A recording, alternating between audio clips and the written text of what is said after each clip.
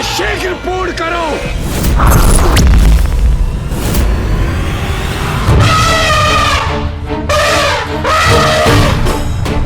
देवराज का इतना दुस्साहस! अब मैं ही रोकूंगा उन्हें। रुको पुत्र कार्तिकेय। कैसे रुक जाऊं मां? देवराज सभी सीमाएं लांघ रहे हैं, तो उन्हें रोकने के लिए मुझे कुछ नहीं करना चाहिए क्या? पुत्र, ये इंद्रदेव की परीक्षा है, इसमें तुम्हारा हस्तक्षेप करना उचित नहीं।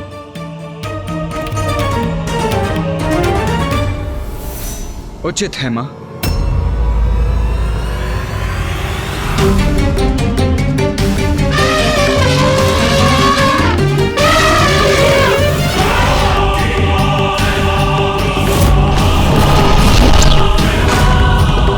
अब इंद्रदेव की दृष्टता अपराध में परिवर्तित होने वाली है। अब बात बहुत आगे बढ़ रही है। ऐरावत का पांव आगे बढ़ा तो घोर अनिष्ट होगा। इतने क्रूर कैसे बन सकते हैं देवराज? अब या तो तुम हटोगे या फिर मिटोगे मूर्ख घोरी। ये उचित नहीं कर रहे आप इंद्रदेव, ये उचित नहीं कर रहे आप।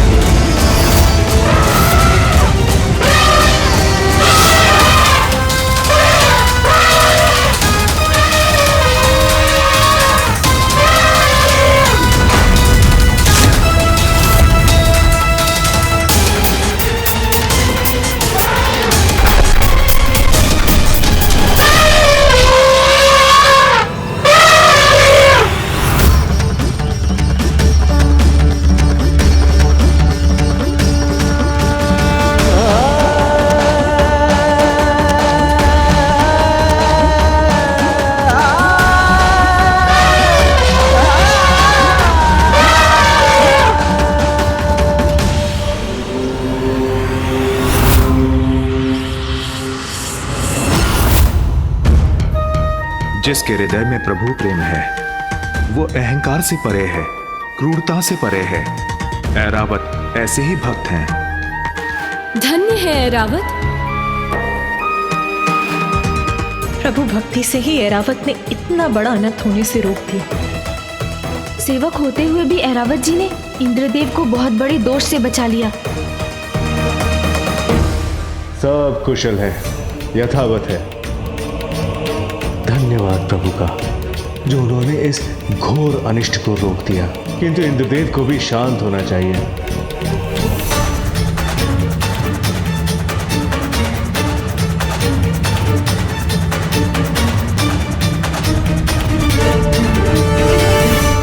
ये रावत मेरे आदेश की अवहेलना कैसे कर रहा है? रावत, तुमने अपने स्वामी के आदेश की अवहेलना कैसे की? इसका उचित दंड दूंगा मैं तुम्हें।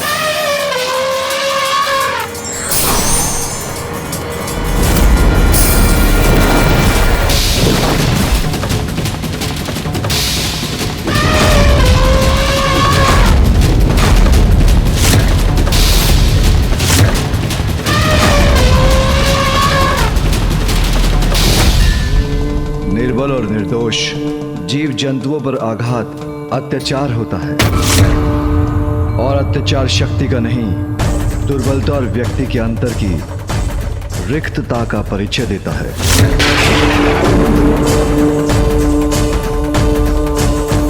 कहो, क्या विचार है तुम्हारा? ओह, तो अत्याचार पर प्रवचन देने के लिए तुम्हारी जीवा ने कष्ट कर ही दिया। वैसे तो तुम उचित ही कह रहे हो। दंड ऐरावत को नहीं, तुम्हें मिलना चाहिए। तुम्हें मिलना चाहिए। तुम्हें मिलना चाहिए।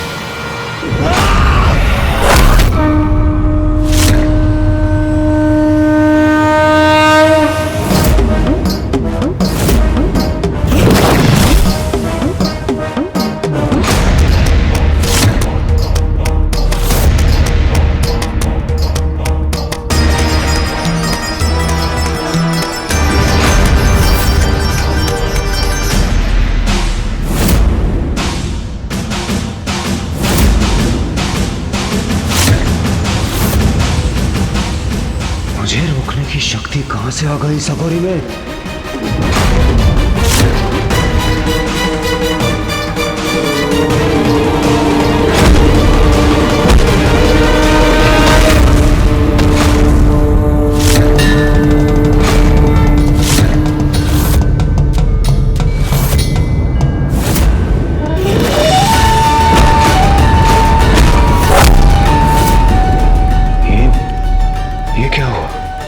दंड कैसे पकड़ लिया इसने? मुझे पीछे हटने पर विवश कैसे कर दिया? असंभव।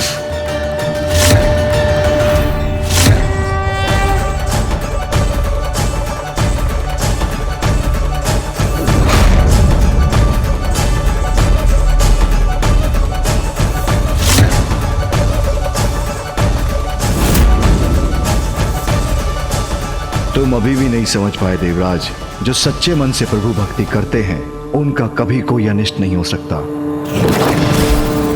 ऐसा प्रचंड और भव्य व्यक्तित्व कौन है ये अघोरी?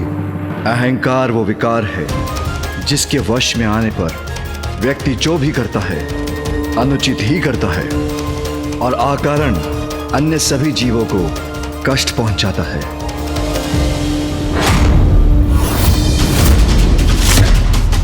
देवराज इंद्र हूं मैं, प्रवचन कदापि नहीं सुनूंगा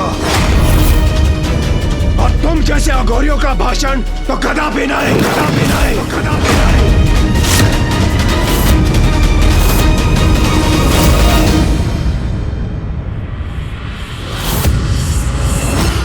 अब तो ये अपने आसन से उठ गए हैं। आइए हम भी जरा हटकर आगे चलते हैं। ए अघोरी, हटो एक और। कैसा हटे इंद्रदेव? हम उनसे हटकर जा सकते हैं। आइए आइए चलिए। नहीं देवगुरु, एक अघोरी के लिए देवराज अपना मार्ग परिवर्तन कर ले, ये उचित नहीं है। देवराज जब अपने मार्ग पर अग्रसर होता है तो अन्य को अपने मार्ग से हटना पड़ता है। देवराज इंद्र कौन आए?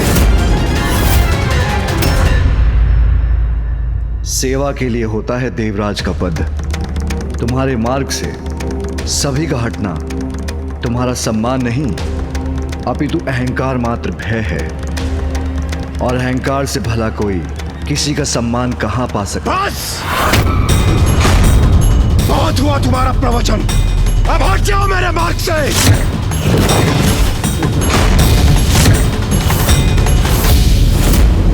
तुम्हें देखकर तो ये इच्छा हो रही है कि अपने मुष्टि प्रहार से मैं तुम्हारे इस गर्व भरे मुख पर वार करूं और हटा दूं तुम्हें अपने मार्ग से।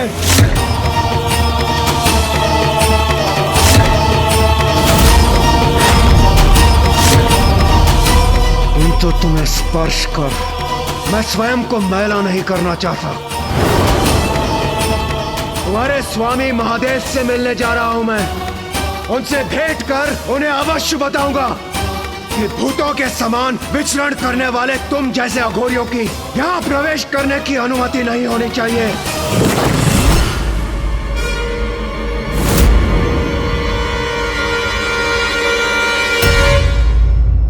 तुम्हें तो धक्के मार मार कर वही भेज देना चाहिए जो तुम्हारा स्थान है, शमशान, शमशान, शमशान।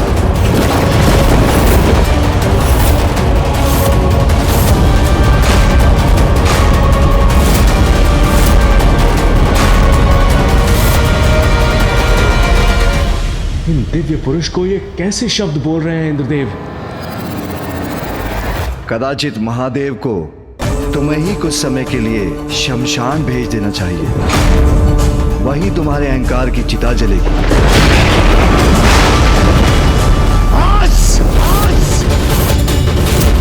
अब तुम्हारे दुर्वचन नहीं सहूंगा मैं।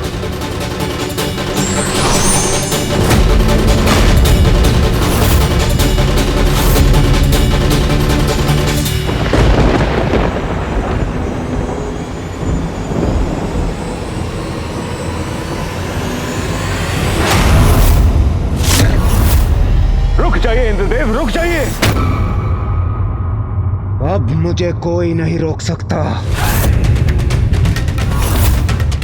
नहीं रोक सकता कोई। दुष्ट अघोरी, तुम्हें अपने मार्ग से हटने के पर्याप्त अवसर दिए मैंने, किंतु अब और नहीं। ये वृष्टि का देवता देवराज इंद्र तुम्हें अतिवृष्टि का बवंडर दिखाएगा।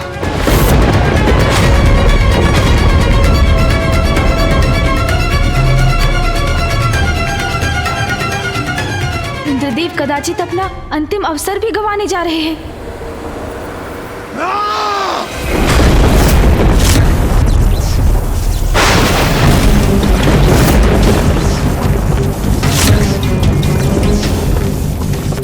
अब इंद्रदेव को अपना वास्तविक परिचय देना ही होगा मुझे।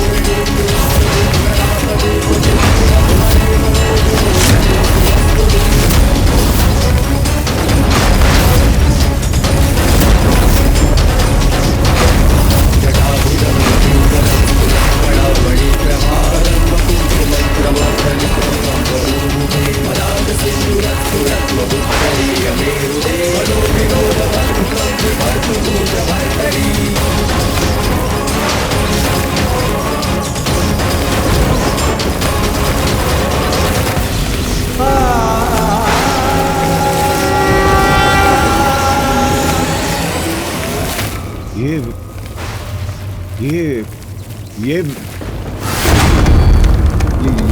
तो देवराज होकर इतना अहंकार कि जो आपके मार्ग में आए वो स्वयं शीश झुकाकर हट जाए।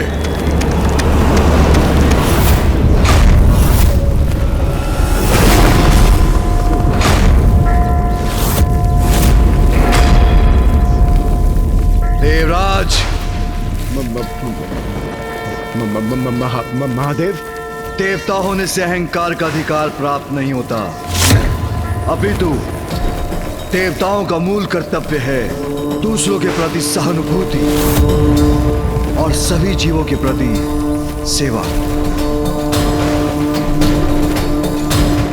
तुमने ऐरावत को मुझे कुचलने का आदेश दिया।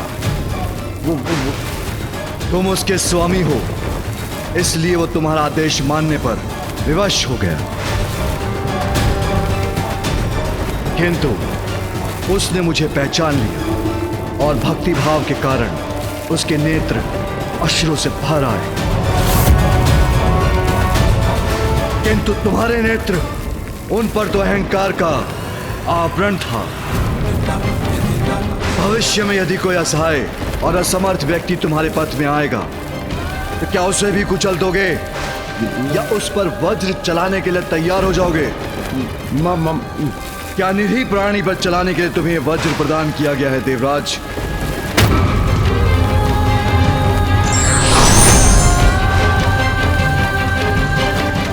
नहीं, तुम्हारे जैसे अहंकारी का देवराज के पद पर स्थापित होना उचित नहीं। संसार को तुम्हारे जैसे देवराज की आवश्यकता नहीं। तुम्हें मिटना होगा, तुम्हें मिटना ही होगा देवराज, तुम्हें मिटना ही होगा देवराज।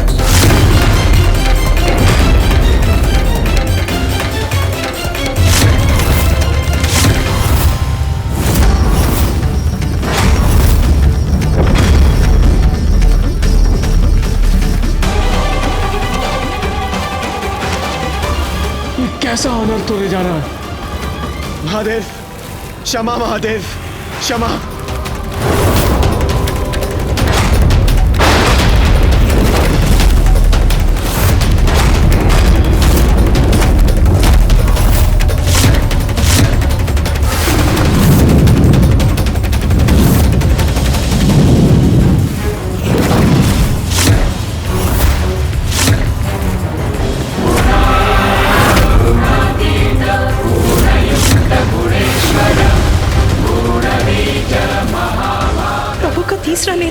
वाला है। अर्थात अब इंद्रदेव सुरक्षित नहीं।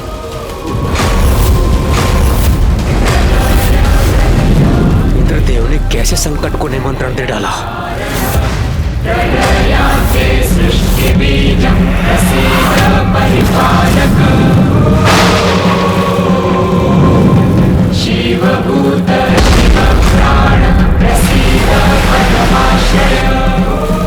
महादेव की क्रोधाग्नि से अपना बचाव कैसे करूं मैं?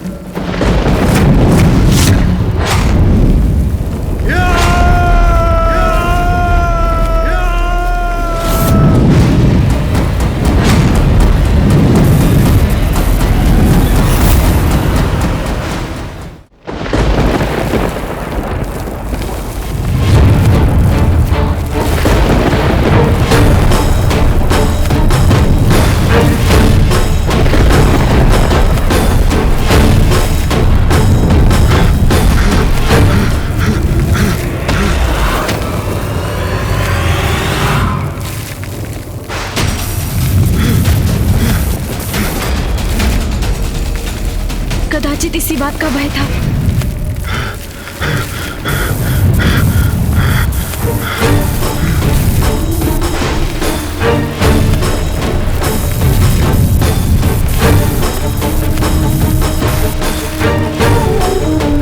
सभी पा रही है महादेव की क्रोधाग्नि। मुझे और तीव्र गति से भागना चाहिए।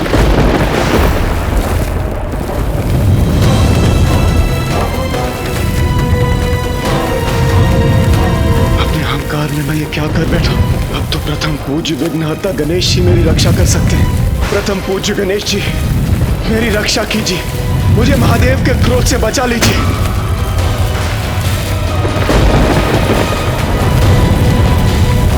मेरी रक्षा कीजिए प्रथम पूज्य गणेश जी।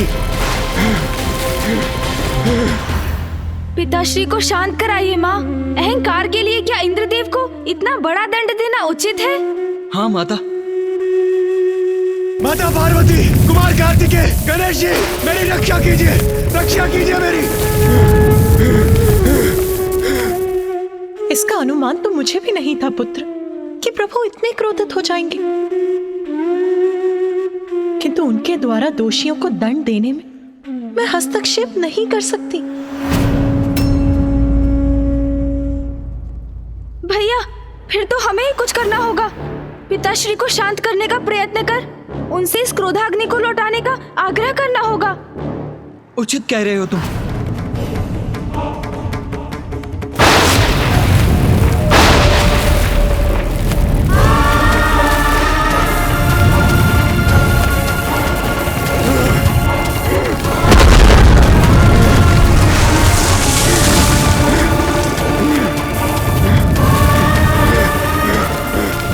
महादेव की क्रोधाग्नि तो मेरी ओर बढ़ी आ रही है। मैं तनिक भी विश्राम नहीं कर सकता।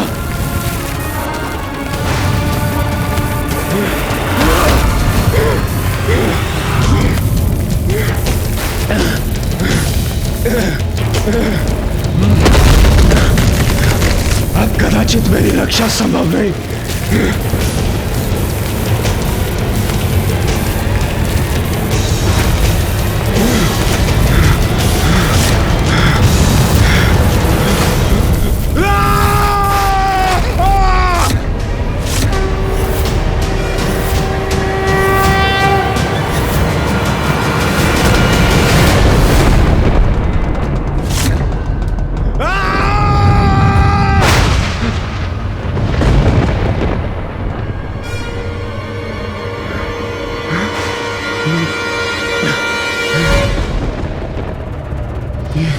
ये क्या मेरे प्राण पखेरु उड़ रहे हैं?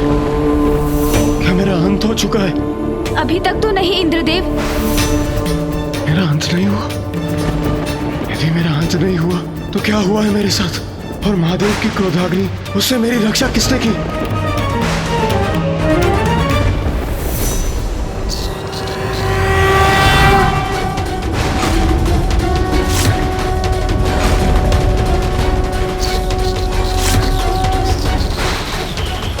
तो गणेश जी ने मेरी गुहार सुन मेरी रक्षा की। अब ज्ञात नहीं क्या होने वाला है।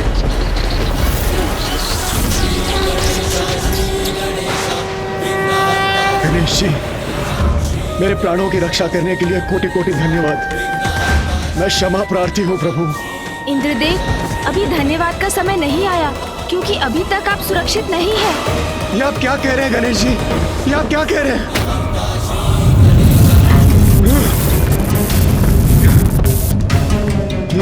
ये क्रोधाग्नि तो अभी भी मेरा पीछा कर रही है।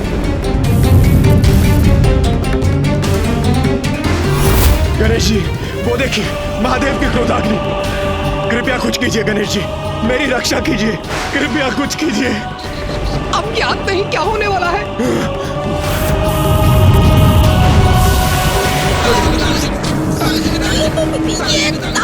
प्रभु, कहीं महादेव की क्रोधाग्नि मुझे ही ना भस्म कर दे। मेरी रक्षा कीजिए प्रभु, रक्षा कीजिए। गणेश जी मेरी रक्षा कीजिए, कुछ कीजिए प्रभु, प्रभु कुछ कीजिए। धैर्य रखिए देवराज, यथासंभव जो हुआ वो मैं करूंगा ही। पिताश्री की क्रोधाग्नि को तो बस वो ही रोक सकते हैं।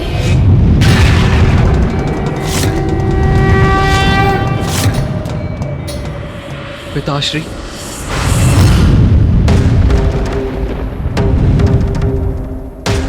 उचित यही होगा कार्तिकेय कि तुम इसी क्षण यहां से चले जाओ।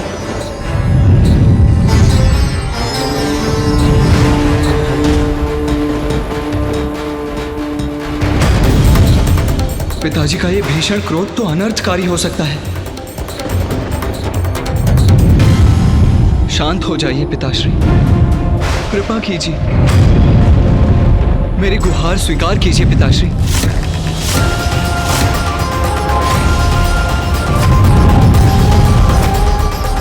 पिताजी, इंद्रदेव ने जो किया बहुत अनुचित किया, किंतु क्या उनके अहंकार का इतना बड़ा दंड देंगे उन्हें? पुत्र कार्तिकेय, जिन असुरों के साथ हम युद्ध करते हैं उनका प्रमुख अपराध है उनका अहंकार, किंतु कदाचित उससे एक बहुत बड़ी हानि भी होने लगी है। देवताओं में अहंकार भरने लगा है, और यदि ऐसा है तो उन्हें भी दंड तो अवश्य मिलना चाहिए। और ये घटना देवताओं के लिए भी एक उदाहरण बनेगी। पिताजी, इंद्रदेव को क्षमा कर दीजिए। ये बहुत बड़ा दंड है, और कहीं इसके कारण गणेश को क्षति ना पहुंच जाए।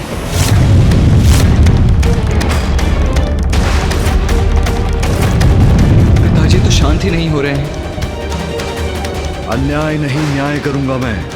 उनके अहंकार का जो दंड असुरों को प्राप्त होता है वही दंड देवराज को भी दूंगा मैं।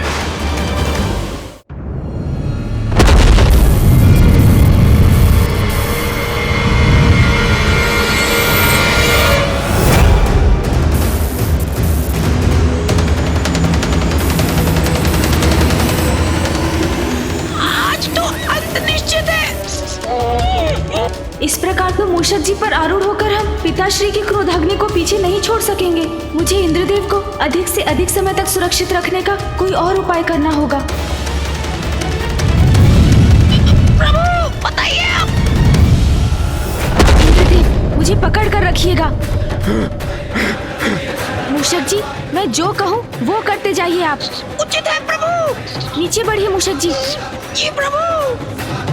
परंतु प्रभु, हम इससे कब तक रक्षित रहेंगे?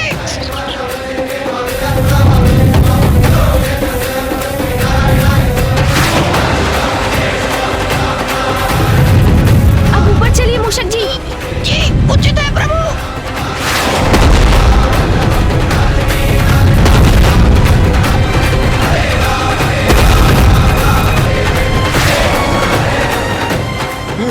गणेश जी, महादेव की क्रोधाग्नि तो अभी भी मेरा पीछा कर रही है।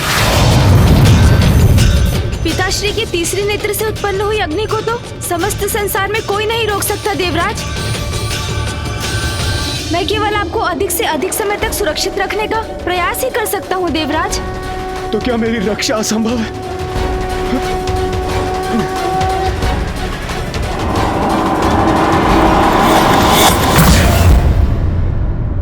महादेव, देवराज का आचरण उचित नहीं था।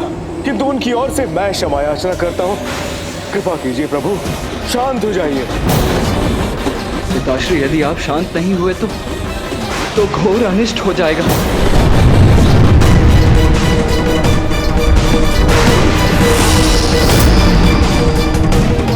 प्रकृति आपकी क्रोधाग्नि से प्रभावित हो रही है पिताश्री।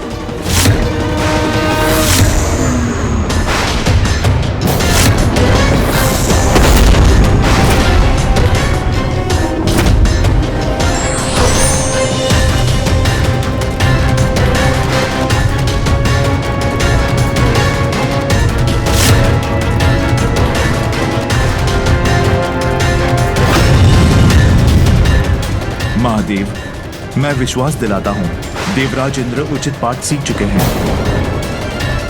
कृपा कीजिए, आप भी शांत हो जाइए। महादेव, देवराज इंद्र को भस्म करने से कुछ प्राप्त नहीं होगा, अपितु यदि वर्षा के देवता को नष्ट किया गया तो प्रकृति पर और बुरा प्रभाव पड़ेगा।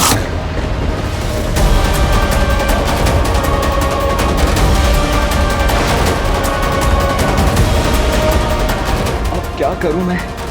पिताजी इतने क्रोध में हैं कि वो किसी का सुझाव नहीं मान रहे। कौन है जो उनके इस क्रोध को शांत कर सकता है? माँ, अब आपको ही हस्तक्षेप करना होगा, आपको ही शांत कराना होगा पिताश्री को। पुत्र, मैं कदाचित तुम्हारे पिताश्री के कार्य में हस्तक्षेप करने में असमर्थ हूँ। इसमें केवल देवराज की सुरक्षा निहित नहीं है माँ। गणेश और मूषक जी भी इंद्रदेव को सुरक्षित रखने का प्रयास कर रहे हैं, अर्थात वो भी संकट में है माँ।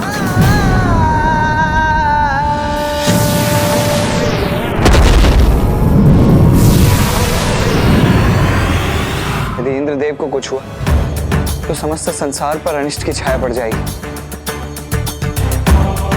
आपके और पिताजी के निर्देश पर ब्रह्मदेव द्वारा जिस सृष्टि का सृजन हुआ, उसके नित्य नव सृजन में इंद्रदेव का भी महत्वपूर्ण योगदान है माँ। यदि उन्हें कुछ हुआ तो सृष्टि का सृजन चक्र भी नष्ट हो जाएगा माँ। इंद्रदेव अष्ट दिक्पाल के अध्यक्ष हैं, यदि उन्हें कुछ हुआ तो सर्वनाशी परिणाम होंगे माँ। माँ, जिसके संकेत तो अभी से दिखाई देने लगे।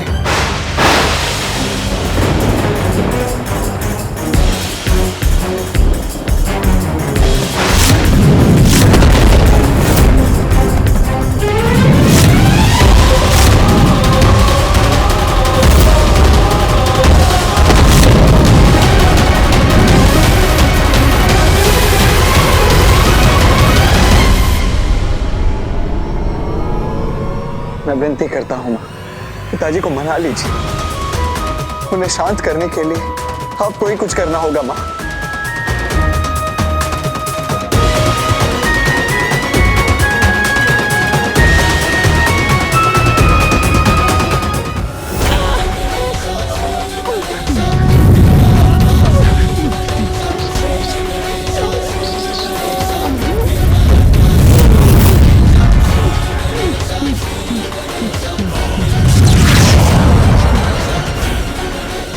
चलिए मूषक जी, उचित है।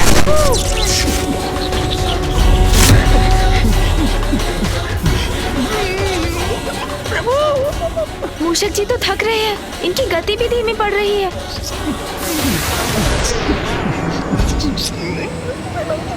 अपना वेग कम मत कीजिए, अपनी तीव्रता बढ़ाइए मूषक जी। प्रभु, आप स्वयं भी इस संकट में फंस गए हैं और मुझे भी फंसा दिया।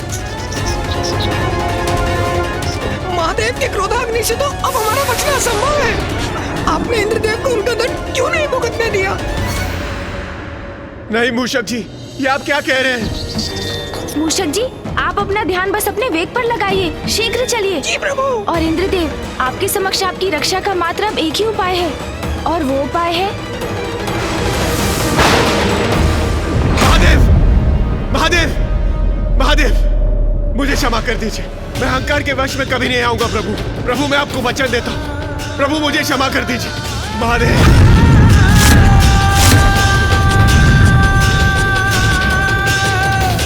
महादेव, महादेव, मेरी याचना स्वीकार कर लीजिए। मुझे क्षमा कर दीजिए प्रभु, मुझसे बहुत बड़ी भूल हुई है। प्रभु, मेरी गुहार स्वीकार कर लीजिए, स्वीकार कर लीजिए प्रभु, मुझे क्षमा कर दीजिए।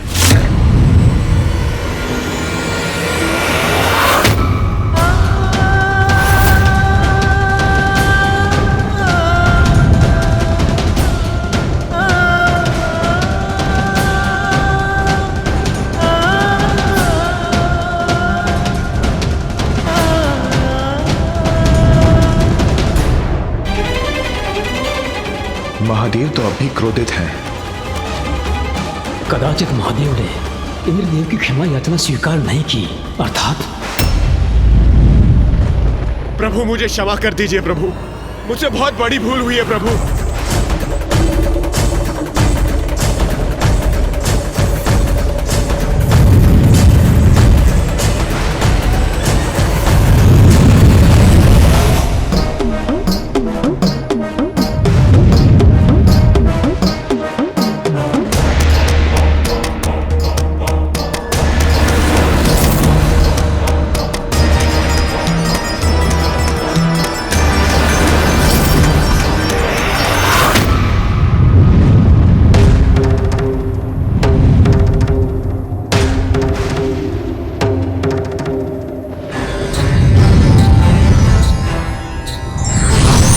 नाथ,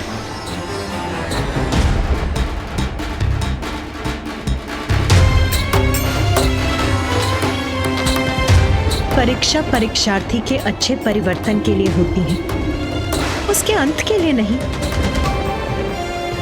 मैं आपसे विनती करती हूँ नाथ, इंद्रदेव अपनी भूल स्वीकार कर चुके हैं, अब आप भी शांत हो जाइए।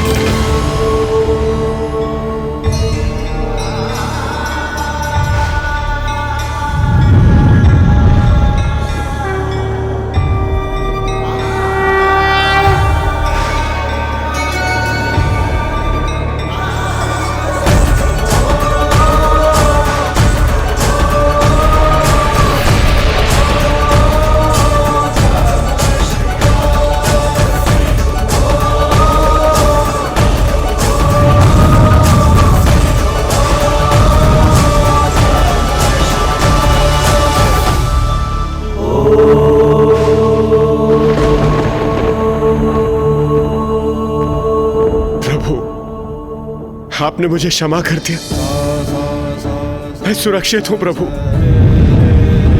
आपको कोटि कोटि नमन करता हूं प्रभु, आपका कोटि कोटि धन्यवाद। मैं वचन देता हूं प्रभु, मैं आपको कभी भी निराश नहीं करूंगा।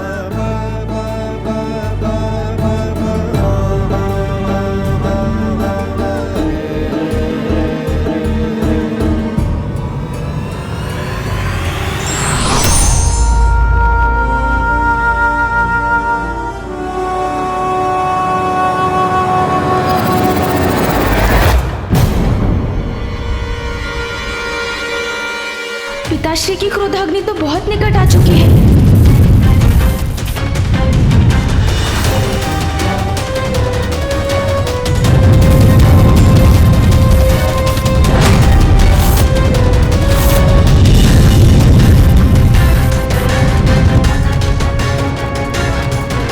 महादेव की क्रोधाग्नि? महादेव की क्रोधाग्नि तो अभी भी इंद्रदेव पर लक्षित है।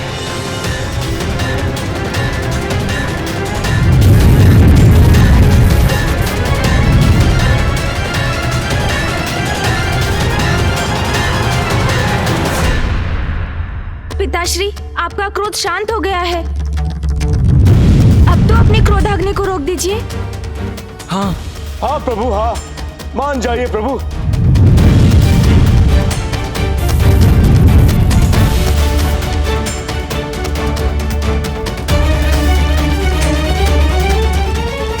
मेरे तीसरे नेत्र से उत्पन्न क्रोधाग्नि लौटाई नहीं जा सकती।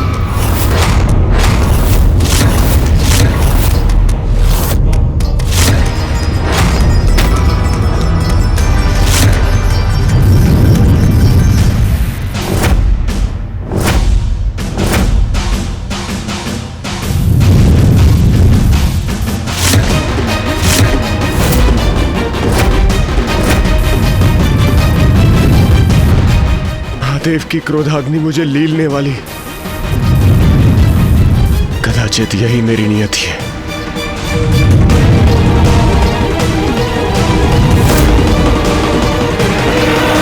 पिताजी,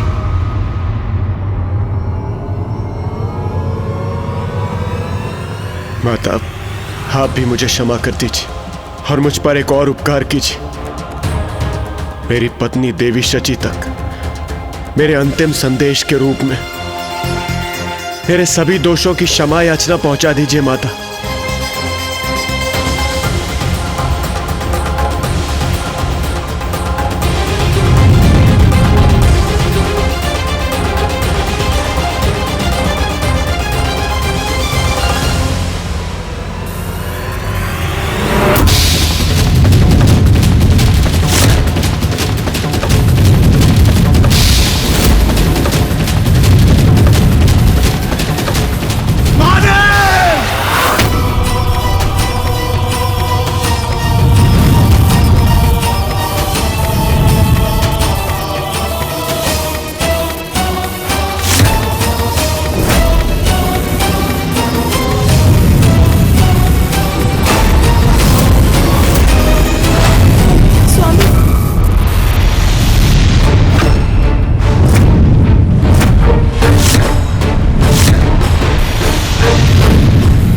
क्षण शेष है देवराज इंद्र के पास। इंद्रदेव ने उचित अनुचित का भेद समझने में बहुत विलंब कर दिया। पिताश्री की क्रोधाग्नि की शक्ति को लौटाया नहीं जा सकता, तो अब क्या उपाय है इंद्रदेव की रक्षा का?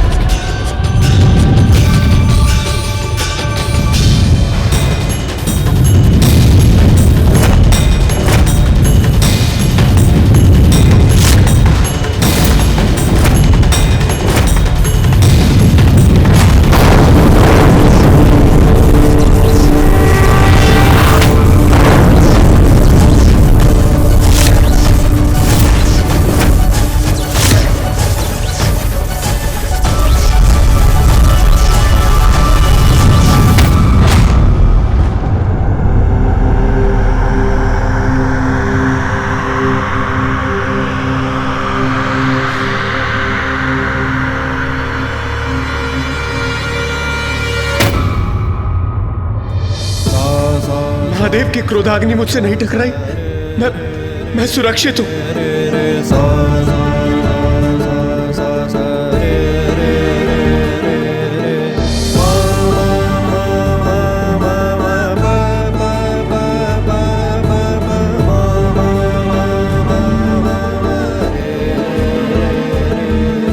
देवराज रक्षित हो गए। उचित समय पर पिताश्री ने अपनी ऊर्जा से क्रोधाग्नि को पीछे धकेल दिया। देवाधिदेव महादेव की दया उनके क्रोध से कहीं बढ़कर है। महादेव की लीला महादेव ही समझ सकते हैं। धन्य है आप पिताश्री, आपने अपनी क्रोधाग्नि की दिशा मोड़कर उसकी मर्यादा भी रखी और इंद्रदेव के प्राणों की रक्षा भी कर ली। प्रभु, आपने मुझे क्षमा कर दी, मेरी रक्षा की आपने। मैं कृतार्थ हुआ प्रभु। आपको कोटि कोटि नमन करता हूं प्रभु। ओम नमः शिवाय, ओम नमः शिवाय, ओम नमः शिवाय।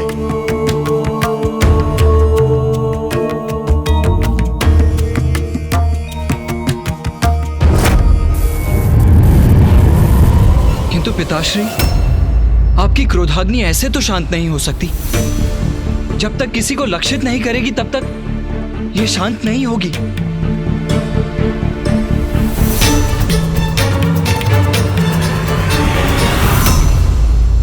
चिंता मत करो पुत्र कार्तिकेय, मेरी क्रोधाग्नि किसी का जीवन नष्ट नहीं करेगी, क्योंकि मैंने उसका मार्ग सागर की ओर मोड़ दिया है।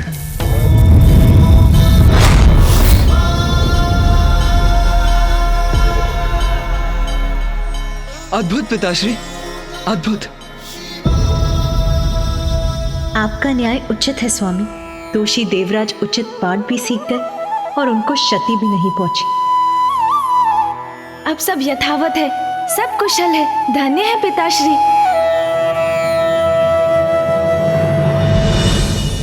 महादेव की क्रोधाग्नि का कुछ न कुछ भयंकर परिणाम तो होकर ही रहेगा। ये कैसा अनर्थ हो रहा है?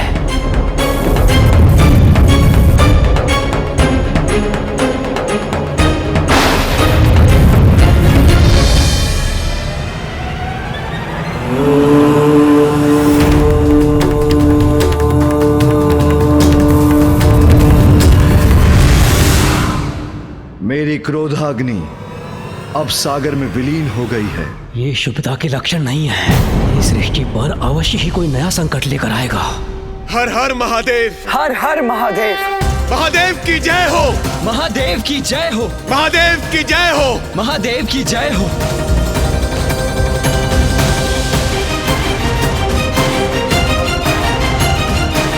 इंद्रदेव को क्षमा करना आपकी उदारता का उदाहरण है स्वामी। ये महादेव ने क्या कर दिया? उनकी क्रोधाग्नि जल से शांत नहीं होगी। अभी तो मुझे शंका है कि जल और अग्नि दो विपरीत तत्व एक साथ आएंगे तो कोई ना कोई विचित्र अप्राकृतिक संकट जन्म लेगा।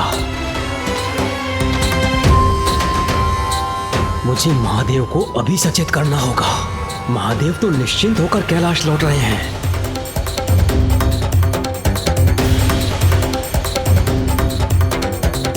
किंतु सागर के गर्भ में क्या उत्पन्न हुआ है वो किसी को ज्ञात नहीं। मुझे किसी महासंकट की आशंका हो रही है।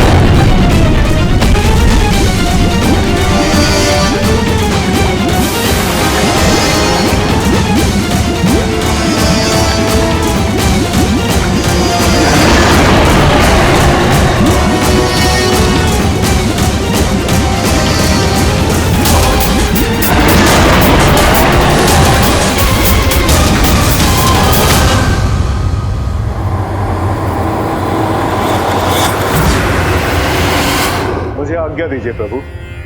देवी सची ने मुझे इंद्रदेव को सुरक्षित रखने के लिए उनके साथ भेजा था और अब वो कुशल है तो मुझे प्रस्थान करना चाहिए। देवगुरु, अहंकारवश मैंने आपसे बहुत कुछ अनुचित बोल दिया, मुझे क्षमा कर दीजिए। देवराजेंद्र, महादेव की कृपा से अब सब कुशल है।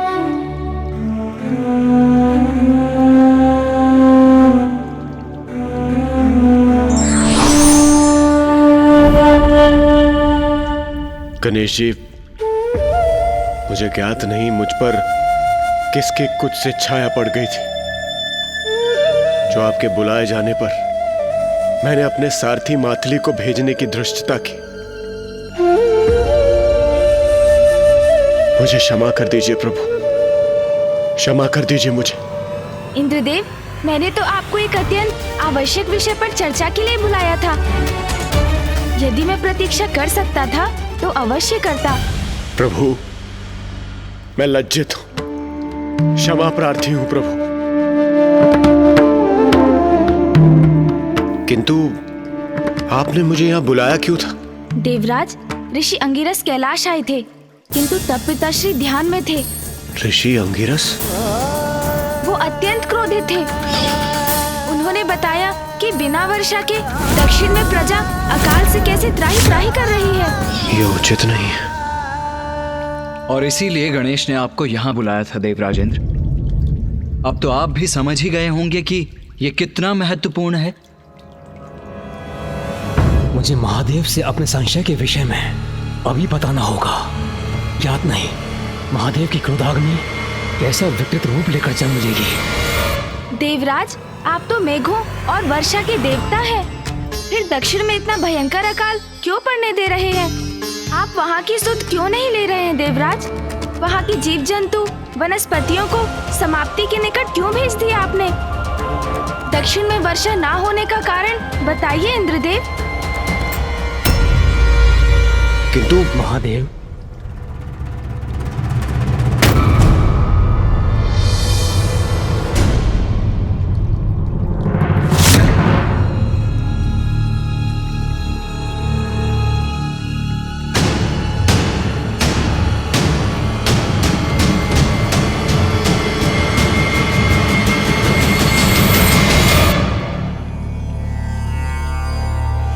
महादेव, ये बहुत बड़ी चिंता का विषय है। हमें अभी चर्चा करनी होगी।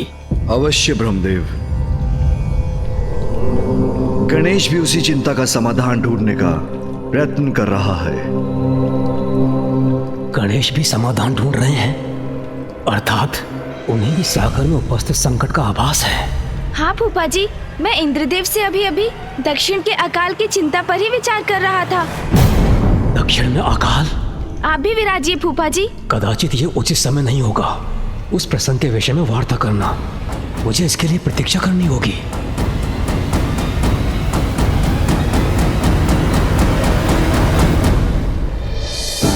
तो बताइए देवराज, दक्षिण में पड़े अकाल का क्या कारण है और आप इसका समाधान क्यों नहीं कर सकते?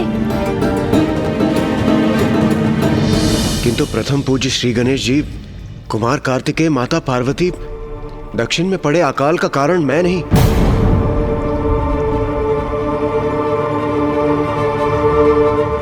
ऋषि अगस्त्य है।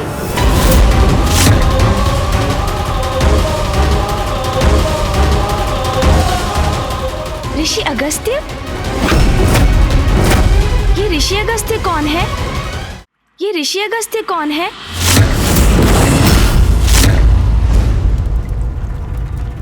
और वो अकाल का कारण कैसे बन गए? तुम्हारे इन प्रश्नों का उत्तर मैं दूंगा गणेश।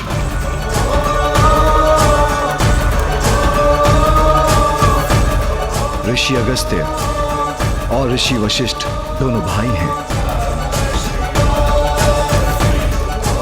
दोनों का जन्म वरुण देव के अंश से एक कुंभ के द्वारा हुआ और अब ऋषि अगस्त्य ने दक्षिण की नदी कावेरी को अपने कमंडल में रख लिया। उन्होंने नदी को कमंडल में रख लिया? यदि ऐसा है तो मुझे जाने की अनुमति दीजिए पिताश्री, जिससे मैं उस नदी को उनके कमंडल से मुक्त करा सकूं। ऋषि अगस्त्य ऐसा नहीं होने देंगे गणेश। किंतु क्यों पिताश्री? क्योंकि वही नदी ऋषि अगस्त्य की पत्नी भी है। उनकी पत्नी? कौन है यह अद्भुत स्त्री पिताश्री? पुत्र, ऋषि अगस्त्य की पत्नी लोपामुद्रा का जन्म दक्षिण की नदी कावेरी बनने के लिए ही हुआ था।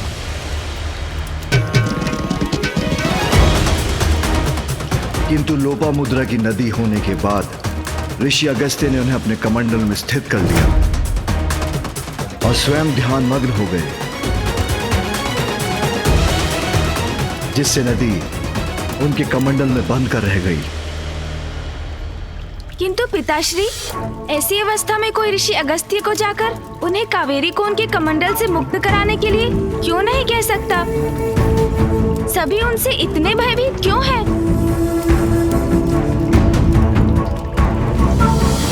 यदि वो ना माने तो हम उन्हें नदी सेनापति को मुक्त करने पर बाध्य क्यों नहीं कर सकते पिताश्री?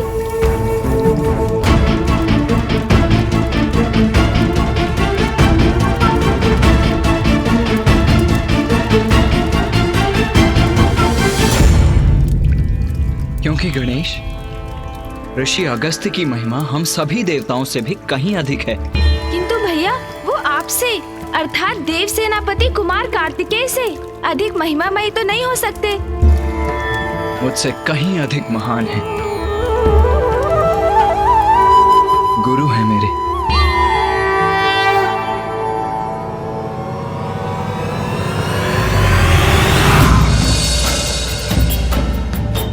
स्वस्ति न इंद्रो वृतश्रवाः स्वस्ति न पूषा विश्ववेदाः स्वस्ति नस्तार्क्ष्यो अरिष्टनेमि स्वस्ति नो बृहस्पतिर्दधातु मानस्तोके धनयमान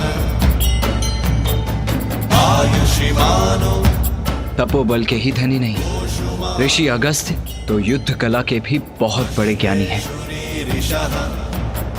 मानो वीरानुद्रभामिनो बधिरः विश्वमन्तसस्मित्वा हवामहे।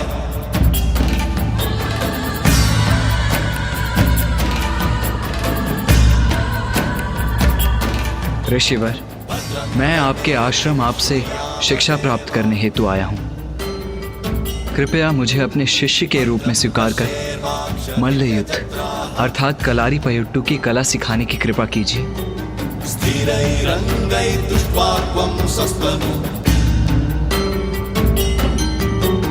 दिव्यक्षेमहि देवहितं यदायुः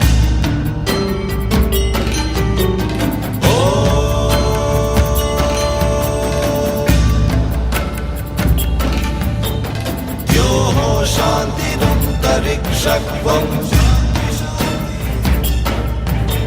शांति पृथ्वी शांतिरापः शांति शांति शांति शांति।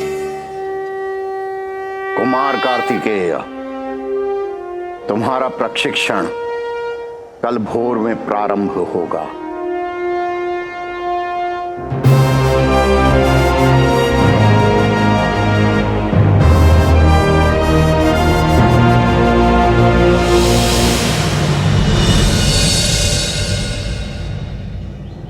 सर्वप्रथम सूर्य नमस्कार। जो आज्ञा गुरुवर।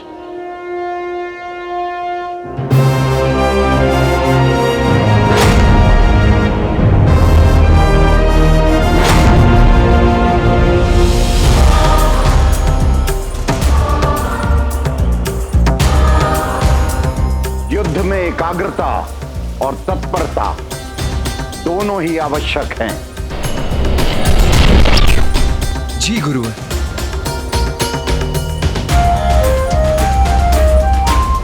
विरोधी की प्रत्येक क्रिया की सूक्ष्मता का सूक्ष्मता से ही अवलोकन करना चाहिए, अन्यथा चूक हो सकती है। अवश्य गुरुवर। क्रिया को पुनः दोहराने से अभ्यास होता है, इसलिए पुनः करिए। जी गुरुवर।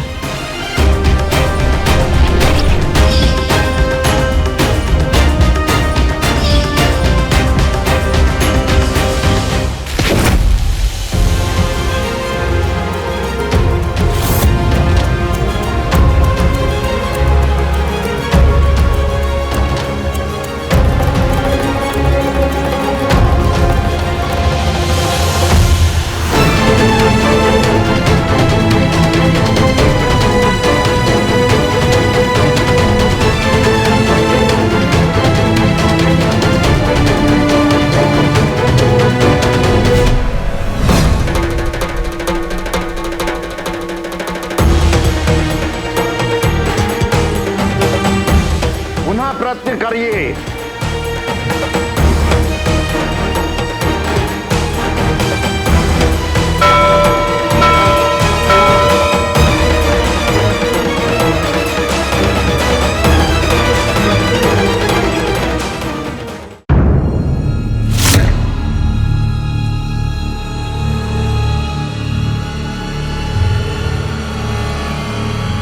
कुमार कार्तिकेय, अपना लक्ष्य मुझे बनाओ।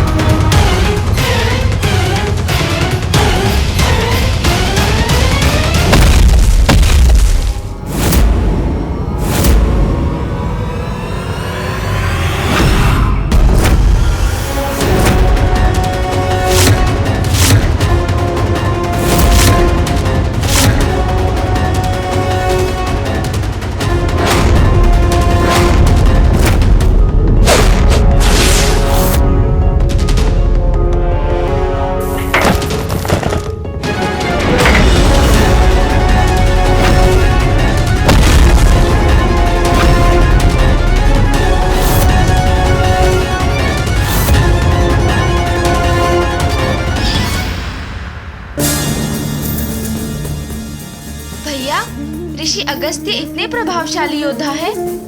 हाँ गणेश, मैं अति भाग्यशाली हूँ कि मुझे ऋषि अगस्त्य जैसे गुरु मिले। उनकी प्रतिभा के बारे में जानकर तुम भी अचंभित रह जाओगे। तो बताइए ना भैया, फिर क्या हुआ?